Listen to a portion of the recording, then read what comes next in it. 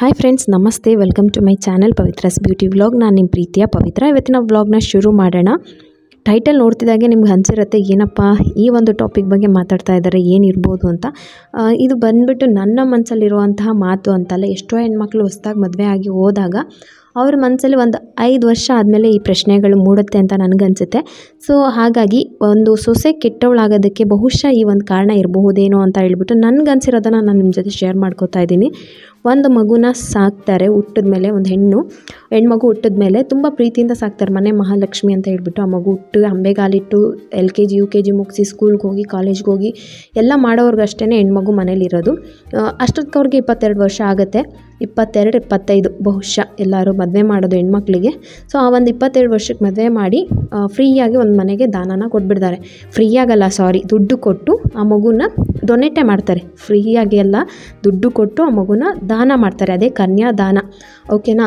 ಆ ಮಗುಗೆ ಕನ್ಯಾದಾನ ಮಾಡಿದಾಗ ಆ ಹುಡುಗಿಗೆ 22 ವರ್ಷ, ಜೀವನದಲ್ಲಿ ಏನೂ ಗೊತ್ತಿರೋದಿಲ್ಲ.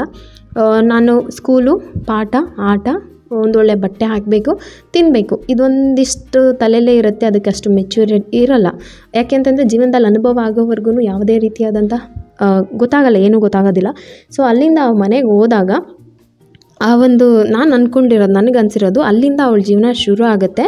ಅಮ್ಮನ ಮನೇಲಿ ಬರೀ 22 ವರ್ಷದ ಜೀವನ ಅಷ್ಟೇ. ಇನ್ನು ಮಿಕ್ಕಿದ್ದು ಅವ್ರು ಸಾಯೋವರೆಗೂ 100 ವರ್ಷ ಬದುಕಿದ್ರು ಇನ್ನು ಮಿಕ್ಕಿದ್ದು ಏನು ಪಾರ್ಟ್ ಇದೆ ಅದು ಬರೋದು ಅತ್ತೆ ಮನೆಯಲ್ಲಿ. ಸೊ ಅತ್ತೆ ಮನೆಯಲ್ಲಿ ಅಂದಾಗ ಜವಾಬ್ದಾರಿ ಅತ್ತೆಗೆ ಹೋಗುತ್ತೆ. ಈಗ ಏನಂತಂದರೆ ನನಗನ್ಸೋದು, ಅತ್ತೆ ಈಗ ಆ ಹುಡುಗಿನ ಯಾವ ರೀತಿ ಬೇಕು, ಒಳ್ಳೆ ಸೊಸೆ ಆಗೋದಕ್ಕೆ ಏನೆಲ್ಲ ಬೇಕೋ ಅದನ್ನು ಅತ್ತೆ ಮಾಡಬಹುದು. ಏನೂ ಗೊತ್ತಿಲ್ಲದಲ್ಲೇ ಇರೋ ಮಗು ಅಲ್ವಾ, ಮಾಡ್ಯುಲೇಟ್ ಮಾಡ್ಕೋಬೋದು ಅವ್ರ ಆಚಾರ ವಿಚಾರ, ಅವ್ರ ಸಂಪ್ರದಾಯ, ಅವ್ರಿಗೆ ಅನುಕೂಲಕ್ಕೆ. ಆದರೆ ಮಾಡೋ ವಿಧಾನ ಇರುತ್ತಲ್ಲ, ಅದು ತುಂಬ ಮುಖ್ಯ. ಮನೆಗೆ ಬಂದ ತಕ್ಷಣ ಹಿಂಗೆ ಮಾಡಿದೆ, ಹಂಗೆ ಮಾಡಿದೆ, ಹಿಂಗೆ ಬರಲ್ಲ, ಅದು ಬರಲ್ಲ, ನೀನು ಏನು ಹಿಂಗೆ ಹಾಗೆ ನೀನು ಸಂಸಾರ ಮಾಡ್ತೀಯ. ಸೊ ಇದಲ್ಲ, ಒಳ್ಳೆ ಮಾತಲ್ಲಿ ನೋಡಮ್ಮ, ನಮ್ಮ ಫ್ಯಾಮಿಲಿಯ ಆಚಾರ ವಿಚಾರ ಈ ರೀತಿ ಇದೆ, ನನ್ನ ಮಗನ ಜವಾಬ್ದಾರಿ ನಿಂದಾಗಿರುತ್ತೆ. ಇನ್ನು ನೀನು ಕಲಿತಾ ಇದೆಯಾ, ಬಂದ ತಕ್ಷಣ ಒಂದೇ ದಿನದಲ್ಲಿ ಎಲ್ಲ ಕಲಿಯೋದಕ್ಕಾಗಲ್ಲ. ಪ್ರತಿದಿನ ನೀನು ಬದಲಾಗ್ತಾ ಹೋಗಬೇಕು. ಪ್ರತಿದಿನ ನಿನ್ನ ಒಂದು ಜೀವನ ಶೈಲಿಯನ್ನು ಈ ರೀತಿ ಮಾಡ್ಕೋಬೇಕು. ಅಮ್ಮನ ಮನೇಲಿದ್ದ ಹಾಗೆ ಇರೋದಕ್ಕಾಗೋದಿಲ್ಲ. ಸೊ ನಿನಗೆ ಗೊತ್ತಾಗುತ್ತೆ, ಮುಂದೆ ಹೋಗ್ತಾ ಹೋಗ್ತಾ 1 ವರ್ಷ ಕಳೆದ್ಮೇಲೆ ನೀನು ಎಲ್ಲನೂ ಅನುಭವದಲ್ಲಿ ಗೊತ್ತಾಗುತ್ತೆ. ನನಗೆ ಗೊತ್ತಿರೋಷ್ಟು ನಾನು ಹೇಳ್ಕೊಡ್ತೀನಿ, ನೀನು ಈ ಥರ ಕಲ್ತ್ಕೊಂಡು ಹೋಗ್ಬೇಕಮ್ಮ. ಈ ಒಂದಿಷ್ಟು ಮಾತಿಂದ ಅಲ್ಲಿ ಒಂದು ಸ್ಟ್ರಾಂಗ್ ಬೇಸನ್ನು ನೀವು ಕ್ರಿಯೇಟ್ ಮಾಡ್ಬೋದು. ಬಟ್ ಏನು ಮಾಡ್ತಾರೆ, ತುಂಬ ಜನ ಅತ್ತೆದಿರಂದ್ರೆ ಅಲ್ಲಿಂದನೇ ಟಾಂಟ್ ಮಾಡೋದಕ್ಕೆ ಸ್ಟಾರ್ಟ್ ಮಾಡ್ತಾರೆ. ನಿಮ್ಮ ಅಪ್ಪ ಅಮ್ಮ ಏನು ಹೇಳ್ಕೊಟ್ಟಿದ್ದಾರೆ, ನಿನಗೇನು ಕೆಲಸ ಬರೋದಿಲ್ಲ, ಈ ಅಡುಗೆ ಬರೋಲ್ಲ, ಆ ಅಡುಗೆ ಬರೋಲ್ಲ, ಈ ಕೆಲಸ ಬರೋಲ್ಲ. ಸೊ ಇದರಿಂದ ಅಲ್ಲಿ ಬೇಸ್ ಹಾಳಾಗೋಗುತ್ತೆ. ಯಾಕೆ ನಾನು ಇದು ಹೇಳ್ತಾ ಇದ್ದೀನಿ ಅಂತಂದರೆ, ಫಸ್ಟ್ ಪಾಯಿಂಟಾಗಿ ನಾವು ಮನೆಗೆ ಪಾಯ ಏನು ಹಾಕ್ತೀವಲ್ಲ ಅದು ಕರೆಕ್ಟಾಗಿ ಸ್ಟ್ರಾಂಗ್ ಆಗಿದ್ದರೆ ಇಡೀ ಬಿಲ್ಡಿಂಗು, ನೀವು ಎಷ್ಟು FTR ಬಿಲ್ಡಿಂಗ್ ಕಟ್ಟಿದ್ರೂ ಅದು ತುಂಬ ಸ್ಟ್ರಾಂಗ್ ಆಗಿರುತ್ತೆ. ಸೊ ಅದು ಪಿಲ್ಲರ್ ಆಗಿ ನೀವು ನಿಂತ್ಕೋಬೇಕು. ಪಾಯ ನೀವು ಹಾಕಬೇಕು. ಪಾಯ ನೀವು ಹಾಕಿ ಪಿಲ್ಲರ್ ಅವ್ರಾಗಿ ನಿಂತ್ಕೋತಾರೆ, ಆ ಇಡೀ ಬಿಲ್ಡಿಂಗ್ನ ಅವರಷ್ಟು ಸ್ಟ್ರಾಂಗಾಗಿ ಇಟ್ಕೋತಾರೆ. ಬಟ್ ನೀವೇನು ಮಾಡ್ತೀರಾ, ಬ್ಯಾಡ್ ವರ್ಡ್ಸ್ ಯೂಸ್ ಮಾಡ್ತೀರಾ, ಫ್ಯಾಮಿಲಿ ಎಲ್ಲ ಮಾತಾಡ್ತೀರಾ, ಅರ್ಥವಾಗೋಲ್ಲ. ಅಲ್ಲಿಗೆ ಸೊಸೆ ಮನಸ್ಸಲ್ಲಿ ಬಂದುಬಿಡುತ್ತೆ ಇವ್ರು ಈ ಥರದವರು ಅಂತ. ಅದಾದಮೇಲೆ ನೆಕ್ಸ್ಟ್ ಏನಾಗುತ್ತೆ ಅಂತ ಅಂದರೆ, ಸೊಸೆ ಕಡೆಯಿಂದ ತಪ್ಪಾಗಕ್ಕೆ ಸ್ಟಾರ್ಟ್ ಆಗುತ್ತೆ. ಯಾಕೆಂದರೆ ಹೊಸ ಜಾಗ, ಹೊಸ ಜನ, ಹೊಸ ಜೀವನದ ಅನುಭವಗಳು, ಅಡುಗೆ ಬರೋಲ್ಲ, ಮನೆ ಕೆಲಸ ಬರೋಲ್ಲ. ಸೊ ಏನು ಬರ್ದಲ್ಲೇ ಇರೋ ಹುಡುಗಿ ತಪ್ಪು ಮಾಡೋದು ಸಹಜ ಅಂತ ಅಂದರೆ, ಈಗ ನಾವೇನೇ ಒಂದು ಹೊಸ ಬಿಸ್ನೆಸ್ಗೆ ಹಾಕ್ತೀವಿ ಅಥವಾ ಏನೋ ಒಂದು ಕೆಲಸಕ್ಕೆ ಸೇರ್ಕೋತೀವಿ, ಎಷ್ಟೋ ತಪ್ಪುಗಳಿಂದ ಒಂದು ಸರಿ ಆಗೋದು. ಮಗು ಬೆಳಿತಾನೆ ನಡೆಯೋದಿಲ್ಲ, ಅಂಬೆಗಾಲಿಟ್ಟು ಬಿದ್ದು ಎದ್ದು ನಿಂತು ಆಮೇಲೆ ನಡೆಯೋದು. ಸೊ ತಪ್ಪುಗಳಾಗುತ್ತೆ. ದಯವಿಟ್ಟು ಆ ತಪ್ಪನ್ನು ನೀವು ಎತ್ತಿ ಮಾತಾಡೋಕ್ಕೆ ಹೋಗಬೇಡಿ.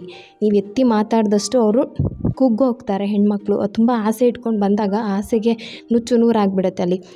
ನೀವು ಅದನ್ನು ಎತ್ತಿ ಮಾತಾಡೋದಕ್ಕೆ ಹೋಗಬೇಡಿ. ತಪ್ಪಾದಾಗ ಅದನ್ನು ಸರಿಪಡಿಸೋದಕ್ಕೆ ಟ್ರೈ ಮಾಡಿ. ನಿಮ್ಮ ಕೈಲಿ ಸರಿ ಮಾಡೋದಕ್ಕಾಗಲ್ವಾ, ನಿಮ್ಮ ಮಗನ ಕೈಲಿ. ಯಾಕೆ ಅಂತಂದರೆ ನಿಮ್ಮ ಮಗನ ಜೊತೆ ಅವ್ರ ಕಂಫರ್ಟ್ ಝೋನ್ ತುಂಬ ಚೆನ್ನಾಗಿರುತ್ತೆ. ಇನ್ನೊಂದು ಮೇನ್ ಇಂಪಾರ್ಟೆಂಟ್ ಇದರಲ್ಲಿ ಹಸ್ಬೆಂಡು, ಅವರು ಬ್ರಿಡ್ಜಾಗಿ ನಿಂತ್ಕೋಬೇಕು. ಅವರಿಬ್ಬರ ಮಧ್ಯೆ ಇಬ್ರಿಗೂ ಸಮಾಧಾನ ಮಾಡಬೇಕು. ಅವ್ರು ಕಲಿತಾಳೆ, ನಾನು ಹೇಳ್ತೀನಿ, ಕಲಿಸ್ತೀನಿ, ನಿನ್ಗೆ ಹೇಗೆ ಬೇಕೋ ಆಗಿರ್ತಾಳೆ ಅಂತ ನೀವಾದರೂ ಹೇಳ್ಬೋದು. ಸೊ ಹಾಗಾಗಿ ಕಂಪ್ಲೇಂಟ್ ಬಂದ್ರೂ ಗಂಡನ ಹೆಂಡತಿಯ ಮಧ್ಯೆ ಕಂಪ್ಲೇಂಟ್ ಇರಬೇಕು. ಅಟ್ಲೀಸ್ಟ್ ನಿಮಗೆ ಹೇಳಲೇಬೇಕು, ನನ್ನ ಕೈಲಿ ತಡ್ಕೊಳಕ್ಕಾಗಲ್ಲ, ಅವಳು ತಪ್ಪು ಜಾಸ್ತಿ ಮಾಡ್ತಾ ಇದ್ದಾಳೆ ಅಂತಂದರೆ ನೀವೇನು ಮಾಡ್ತೀರಾ, ಸಂಬಂಧಿಕರ ಹತ್ರ ಕಂಪ್ಲೇಂಟ್ ಮಾಡ್ತೀರಾ. ಅವ್ರ ಅಪ್ಪ ಅಮ್ಮ ಬರ್ತಾರೆ ಹೊಸ್ದಾಗಿ ಮದುವೆ ಆದಾಗ ಹೆಣ್ಣನ್ನು ನೋಡೋದಕ್ಕೆ, ಮಗಳನ್ನ ನೋಡೋದಕ್ಕೆ. ಅವ್ರ ಹತ್ರ ಹೋಗೋದು, ನಿಮ್ಮ ಸೊಸೆ ಹೀಗೆ ಹಾಗೆ ಏನೂ ಮಾಡಲ್ಲ. ಸೊ ಈ ಕಂಪ್ಲೇಂಟು ಅತ್ತೆ ಮಗನ ಮಧ್ಯೆ ಇರೋದು ಬಿಟ್ಟು, 4 ಗೋಡೆ ಮಧ್ಯೆ ಇರೋದು ಬಿಟ್ಟು ತವ್ರ ಮನೆಗೆ ಹೋಗುತ್ತೆ. ತವ್ರ ಮನೆಯವ್ರು ಬೇಜಾರಾದಾಗ ಮಗಳಿಗೆ ಬೇಜಾರಾಗುತ್ತೆ, ಅದು ಓಕೆ. ಅದಾದಮೇಲೆ ಊರಲ್ಲಿ ಯಾರೋ 4 ಜನ ಬರ್ತಾರೆ, ಅಯ್ಯೋ ನಮ್ಮ ಸೊಸೆನಾ ಹಿಂಗೆ ಮಾಡ್ತಾಳಪ್ಪ, ಮನೆಗೆ ಬಂದಳು ಅದೇನು ಮಾಡ್ಕೊಂಡು ಹೋಗ್ತಾಳೋ, ಅದು ಹೆಂಗೆ ನಡ್ಸ್ಕೊಂಡು ಹೋಗ್ತಾಳೋ, ಅವ್ರ ಮನೆ ಸೊಸೆ ನೋಡಿದ್ದೀರಾ ಹೆಂಗಿದ್ದಾಳೆ, ನಮ್ಮ ಮನೆ ಸೊಸೆ ಸರಿ ಹೋಗಲಿಲ್ಲ. ಸೊ ಇದು ಬೇಡ, ಕಂಪೇರ್ ಮಾಡಬೇಡಿ, ಕಂಪ್ಲೇಂಟ್ ಹೇಳಬೇಡಿ. ದಯವಿಟ್ಟು ಸ್ಟಾರ್ಟಿಂಗೇ ನೀವು ಹಿಂಗೆ ಮಾಡಿಬಿಟ್ರೆ ಮುಗೀತು, ಅತ್ತೆ ಸೊಸೆ ಸಂಬಂಧ ಅಲ್ಲಿಗೇ ಬ್ರೇಕ್ ಆಗ್ತಾ ಹೋಗುತ್ತೆ. ಅದನ್ನು ಸ್ಟ್ರಾಂಗ್ ಮಾಡೋದು ತುಂಬ ಕಷ್ಟ ಆಗಿಬಿಡುತ್ತೆ. ಈ ಕಂಪ್ಲೇಂಟ್ ಹೇಳೋದನ್ನ ಸ್ಟಾಪ್ ಮಾಡಿ. ತಪ್ಪು ಮಾಡಿದ್ರು ದಯವಿಟ್ಟು ಸರಿ ಮಾಡ್ಕೊಳ್ಳಿ ಅಷ್ಟೇ. ನಾವೀಗ ಅದೇ ನಾನು ಹೇಳ್ತಾ ಇರೋದು, ಮನೆಗೆ ಸೊಸೆ ಬಂದ ತಕ್ಷಣ ಕೆಟ್ಟೋಳಾಗಿ ಬರೋದಿಲ್ಲ, ಬಂದಮೇಲೆ ಕೆಟ್ಟೋಳಾಗ್ತಾ ಹೋಗ್ತಾಳೆ. ಯಾಕೆ ಅಂತಂದರೆ ಅತ್ತೆಯ ಪ್ರಭಾವ ಅಷ್ಟಿರುತ್ತೆ. ಸೊ ಇಷ್ಟೇ, ಮನೆ ಕೆಲಸ ಮಾಡ್ತಾ ಮಾಡ್ತಾ ಯಾಕೆ ಇವಾಗ ಈ ಒಂದು ಪಾಯಿಂಟ್ಸ್ಗಳನ್ನ ಹೇಳ್ತಾ ಇದ್ದಾರೆ ಅಂತ ನಿಮಗೂ ಅನ್ನಿಸ್ತಾ ಇರ್ಬೋದು. ಈ ಕೆಲಸದಿಂದ ಏನಿದೆ ಅಂತಲೂ ನಾನು ನಿಮಗೆ ಕೊನೆಯದಾಗಿ ಹೇಳ್ತೀನಿ. ಒಂದು ನೆಗೆಟಿವಿಟಿ ಬರುತ್ತೆ ನಮಗೂ ತಲೆಯಲ್ಲಿ, ಅದರಿಂದ ನಾವು ಹೇಗೆ ದೂರ ಆಗಬೇಕು ಅನ್ನೋದಕ್ಕೆ ಇಷ್ಟು ಮಾತುಗಳನ್ನ ನಿಮ್ಮ ಹತ್ರ ಹೇಳಬೇಕಾಯಿತು. ಇವತ್ತು ನಾನು ಮೊಳಕೆ ಕಾಳಿನ ಸಾಂಬಾರು ಮಾಡಿದ್ದೆ, ಅದ್ರ ಜೊತೆಗೆ ಸೌತೆಕಾಯಿ ಪಲ್ಯ ಬಂದು ಕುಂಬಳಕಾಯಿ ಪಲ್ಯ ಮಾಡಿದ್ದೆ. ಮನೆಗೆ ಪಾಪು ಬಂದು ಪ್ರಗತಿ ಬಂದ ಮೇಲೆ ಎಲ್ಲರೂ ಒಟ್ಟಿಗೆ ಕೂತ್ಕೊಂಡು ಊಟ ಮಾಡ್ತಾಯಿದ್ವಿ. ಏನೇ ಇರ್ಬೋದು ಜೀವನದಲ್ಲಿ, ಏನೇ ಕಷ್ಟ ಬಂದ್ರೂ ಒಗ್ಗಟ್ಟಿನಲ್ಲಿ ಬಲ ಇದೆ ಅಂತ ಹೇಳ್ತಾರಲ್ಲ, ಸೊ ಹಾಗಾಗಿ ನಾವು ಒಗ್ಗಟ್ಟಾಗಿರಬೇಕು.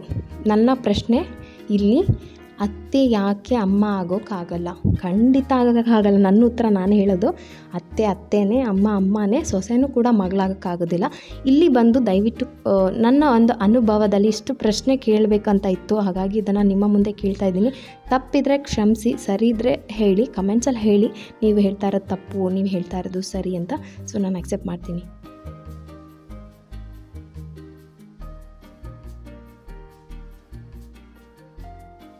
ಸೊ ವಿಡಿಯೋ ಮಾತಾಡ್ತಾ ಈ ವಿಡಿಯೋ ಯಾಕೆ ತೋರಿಸ್ತಾ ಇದ್ದಾರೆ ಅಂತ ಅಂದ್ಕೊಂಡಿದ್ದಾರೆ. ಇದರಲ್ಲಿ ಒಂದಿಷ್ಟು ಟಿಪ್ಸ್ ಇದೆ ಯಾಕೆ ಈ ವಿಡಿಯೋ ಮಾಡಿದ್ದೀನಿ ಅಂತ, ಅದನ್ನು ಕೊನೆಯಲ್ಲಿ ಹೇಳ್ತೀನಿ. ಸೊ ಇನ್ನೊಂದು ಭಾವನೆ ಬಂದುಬಿಟ್ಟು, ಮಗ ಸೊಸೆ ಮಾತನ್ನು ಕೇಳೋದಕ್ಕೆ ಸ್ಟಾರ್ಟ್ ಮಾಡಿದ್ದಾನೆ ಅಂತ.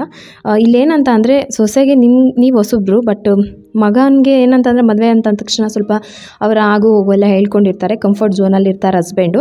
ಸೊ ಹಾಗಾಗಿ ಅವ್ರು ಏನೋ ಒಂದು ಹೇಳ್ತಾರೆ ಅಂತ ಅಂದ್ಕೊಡೋದು, ಒಂದು ಇದು ಮಾಡೋದು, ಅದು ಇವಾಗ ನಡೀತಾ ಇರುತ್ತೆ. ಸೊ ಹಾಗಾಗಿ ನೀವು ಅನ್ಕೋತೀರಾ ಮಗ ನನ್ನ ಮಾತು ಕೇಳ್ತಾಯಿಲ್ಲ, ಸೊಸೆ ಮಾತು ಕೇಳ್ತಾ ಇದ್ದಾನೆ ಅಂತ. ದಯವಿಟ್ಟು ಇದನ್ನು ಫಸ್ಟ್ ಏನಂತಂದರೆ, ಸೊಸೆ ಮನೆಗೆ ಬರ್ತಾಳೆ ಅಂದಾಗಲೇ ಒಂದು ಪಾಸಿಟಿವ್ ಥಾಟ್ಸಿಂದ ಆ ಸೊಸೆನ ಬರ್ಮಾಡ್ಕೊಳ್ಳಿ, ನೆಗೆಟಿವಿಟಿನ ತೆಗೆದುಬಿಡಿ. ಏನಂತ ಅಂದರೆ, ಮಗನ ಜವಾಬ್ದಾರಿ ಸೊಸೆದು. ಸೊ ಅವ್ರು ಆಗೋದು ಹೋಗೋದು ಅವ್ರಿಗೆ ಬೇಕಾಗಿರೋದು ಎಲ್ಲ ಅವ್ರ ಮಧ್ಯೆ ನಡೀತಾ ಇರುತ್ತೆ, ಅದಕ್ಕೆ ನಾವು ಮಧ್ಯ ಹೋಗಬಾರ್ದು ಅಂತ. ಸೊ ಇದನ್ನು ಅಂದ್ಕೊಂಡ್ರೆ ತುಂಬ ಒಳ್ಳೆಯದು.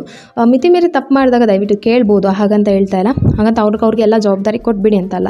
ನೆಕ್ಸ್ಟ್ ಇನ್ನೊಂದು ಪಾಯಿಂಟ್ ಏನಪ್ಪ ಅಂತಂದರೆ, ಕೆಟ್ಟ ಮಾತಾಡೋದು, ಕೆಟ್ಟ ಭಾಷೆ ಬಳಸ್ತಾರೆ ತುಂಬ ಜನ. ಅತ್ತೆದಿರು ಸೊಸೆ ಮೇಲೆ, ಸೊಸೆದಿರಾದರೂ ಅಷ್ಟೇ, ಅತ್ತೆ ಆದರೂ ಅಷ್ಟೇ. ದಯವಿಟ್ಟು ಕೆಟ್ಟ ಮಾತನ್ನು ಬಳಸಿದ್ರೆ ಅಲ್ಲಿ ನಿನ್ನ ಮಗನ ಸೊಸೆ ಆಗಿರ್ಬೋದು, ಅಥವಾ ಏನು ಅವ್ರ ಸಂಬಂಧ ಏನಿದೆ ಅಲ್ವಾ, ಆ ಸಂಬಂಧ ಬಂದ್ಬಿಟ್ಟು ಡೇಂಜರ್ಸ್ ಹೋಗೋಯ್ತು ಅಂತಲೇ ಕಾರಣ. ಔಟ್ ಆಫ್ ಕಂಟ್ರೋಲ್ಗೆ ಹೋಗ್ಬಿಡತ್ತೆ. ಕೆಟ್ಟ ಮಾತು ಆಡಿದ್ರೆ ಹೋಯ್ತು, ಮುತ್ತೋಡಿದ್ರೆ ಹೋಯ್ತು ಅಂತ ಹೇಳ್ತಾರೆ. ಅವ್ರ ಜೀವನ ಇರೋವರೆಗೂ ಆ ಮಾತನ್ನು ನೆನೆಸ್ಕೊತಾನೆ ಇರ್ತಾರೆ, ದ್ವೇಷ ಮಾಡ್ತಾನೆ ಇರ್ತಾರೆ. ದಯವಿಟ್ಟು ಮಾತಾಡೋಕ್ಕೆ ಮುಂಚೆಗೆ ಯೋಚನೆ ಮಾಡಿ. ಆಮೇಲೆ ಇನ್ನೊಂದು ಏನಪ್ಪ ಅಂತಂದರೆ, ಮೇಯ್ನಾಗಿ ಮಗ ಮನೆ ನೋಡ್ಕೋಬೇಕು, ಆದರೆ ಸೊಸೆ ತವ್ರ ಮನೇನ ನೋಡಬಾರ್ದು ಅನ್ನೋದೊಂದು ದೊಡ್ಡ ತಲೆಯೊಳಗೆ ಇಟ್ಕೊಂಬಿಟ್ಟಿರ್ತಾರೆ. ಅವ್ರ ಮಗಳು ನೋಡ್ಬೋದು, ಬಟ್ ಬೇರೆಯವ್ರ ಸೊಸೆ ಬಂದು ಅವ್ರ ಮನೆ ನೋಡಬಾರ್ದು ಅನ್ನೋದೊಂದು ಇರುತ್ತೆ. ಇಲ್ಲ ನಾನೊಂದು ಹೇಳೋದು ಏನಂತ ಅಂದರೆ, ಸಮಾನ ಹಕ್ಕಿರುತ್ತೆ ಗಂಡಾಗಲಿ ಹೆಣ್ಣಾಗಲಿ. ಈಗ 2 ಹೆಣ್ಮಕ್ಳು ಹುಟ್ಟಿರೋರ ಮನೇಲಿ ನೋಡ್ಕೋಬಾರ್ದು ಅಂತ ಅಂದರೆ ಅವ್ರು ಏನು ಮಾಡಬೇಕಪ್ಪ ಅಮ್ಮ ಅಲ್ವಾ? ಸೊ ಗಂಡು ಮಗು ಹುಟ್ಟಿದ್ರೆ ಓಕೆ, ಬರೀ 2 ಹೆಣ್ಮಗು 3 ಹೆಣ್ಮಗಳು ಆಗಿಬಿಟ್ರೆ ಅವ್ರೇನು ಮಾಡಬೇಕು? ಮಗ ಹೇಗೆ ನೋಡ್ಕೊಳ್ಳೋ ಅಧಿಕಾರ ಇದೆ, ಮಗಳಿಗೂ ಕೂಡ ಅಷ್ಟೇ ಅಧಿಕಾರ ಇರುತ್ತೆ. ಸೊ ದಯವಿಟ್ಟು ಇದನ್ನು ಮಧ್ಯೆ ತರಬೇಡಿ. ನೀನು ತವ್ರ ಮನೆಗೆ ಹೋಗ್ಕೊಡ್ದು, ನೀನು ತವ್ರ ಮನೆಗೆ ಏನು ಮಾಡಿಕೊಡ್ದು, ತಾನು ದುಡ್ದು ಮಾಡೋಕ್ಕೋದ್ರೂ ಎಷ್ಟೋ ಅತ್ತೆದಿರು ಬಿಡೋದಿಲ್ಲ. ಎಲ್ಲ ಅವ್ರ ಅಮ್ಮನ ಮನೆಗೆ ಮಾಡ್ತಾ ಇದ್ದಾಳೆ, ಎಲ್ಲ ಅವ್ರ ಅಮ್ಮನ ಮನೆಗೆ ಕೊಡ್ತಾ ಇದ್ದಾಳೆ. ಇಲ್ಲಿ 10 ರೂಪಾಯಿ ದುಡಿದ್ರೆ 5 ರೂಪಾಯಿ ಕೊಡೋ ಅಧಿಕಾರ ಇರುತ್ತೆ ಹೆಣ್ಮಕ್ಳಿಗೆ. ಇನ್ನು 5 ರೂಪಾಯಿ ಗಂಡನ ಮನೆಗೆ ಮಾಡ್ಬೋದು.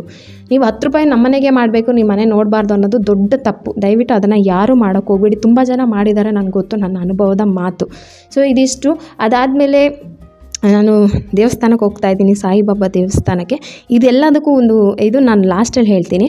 ಈಗ ನಾನು ಹೇಳೋದು ಒಂದೇ ಪಾಯಿಂಟ್, ಒಂದು 4 ಪಾಯಿಂಟ್ ಹೇಳಿಬಿಡ್ತೀನಿ. ಮದುವೆ ಆಗಿ ಬಂದ ಹೊಸದ್ರಲ್ಲಿ 1 ವರ್ಷದಲ್ಲಿ ಮಾಡೋ ತಪ್ಪೇನಪ್ಪ ಈ ಅತ್ತೆದಿರೋ ಅನ್ನೋದು. ಅತ್ತೆದಿರ ಬಗ್ಗೆ ನಾನು ಇವಾಗ ಮಾತಾಡ್ತಾ ಇರೋದಕ್ಕೆ ಹೇಳ್ತಾ ಇದ್ದೀನಿ. ಎಲ್ಲರೂ ಹೀಗಿರ್ತಾರೆ ಅಂತ ಅಲ್ಲ, ನಾನು ಎಲ್ಲರೂ ಹೀಗೇ ಇರ್ತಾರೆ ಅಂತಲೂ ಹೇಳ್ತಾ ಇಲ್ಲ. ಈ ಥರ ಇರಬಾರ್ದಿತ್ತು ಅಂತ ನನಗನ್ಸೋದು. ಮದುವೆ ಆಗಿ 1 ವರ್ಷಕ್ಕೆ ಏನಂತ ಯೋಚನೆ ಮಾಡ್ತಾರೆ, ಮನೆಗೆ ಬಂದ ತಕ್ಷಣ ಬಟ್ಟೆಗಳ ಬಗ್ಗೆ ಮಾತಾಡ್ತಾರೆ, ನೀ ಇದೇ ಬಟ್ಟೆ ಹಾಕಬೇಕು ಹಾಗೆ ಹೀಗೆ ಅಂತ.